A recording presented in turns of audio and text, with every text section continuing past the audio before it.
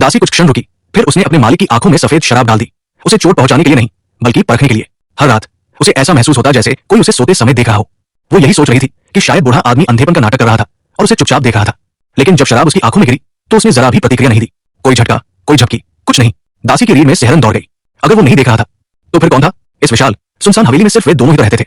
डर के मारे वो भागकर स्थानीय पादरी के पास गई और उसे सब कुछ बताया। लेकिन पादरी ने इसे महज उसका भ्रम कहकर टाल दिया। उस रात फिर वही अजीब एहसास हुआ, लेकिन इस बार जब उसने दरवाजे की ओर देखा तो वहां एक छोटा सा छेद था। और अगली रात एक और नया छेद। हर रात एक और छेद जुड़ जाता, जैसे कोई उन्हें धीरे धीरे बना रहा हो। अब उससे और सहा नहीं जा रहा था।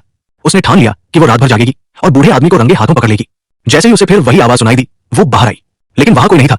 डरते डरते वो बूढ़े आदमी के कमरे की ओर बढ़ी और एक छेद से झांका, ये देखने के लिए कि वो सोने का नाटक तो नहीं कर रहा। लेकिन तभी अचानक छेद में से एक उंगली निकली, सीधे उसकी आंख में जा घुसी। वो दर्द से चीख पड़ी और घबराकर पीछे हट गई। बिना सोचे समझे उसने दरवाजा धक्का देकर खोल दिया। बूढ़ा आदमी वही खड़ा था, निश्चल, फिर भी अंधे होने का नाटक कर रहा था। अब उसका डर गुस्से में बदल चुका था। बिना किसी झिझक के उसने चाकू उठाया और उसे बैरनी से मार डाला। हांफती हुई वो अपने कमरे में लौटी, लेकिन जैसे ही उसने दरवाजे के अंदर कदम रखा, उसकी आंखें फटी की फटी रह गई। कमरे की दीवारों में बने सारे छेद अचानक गायब हो चुके थे।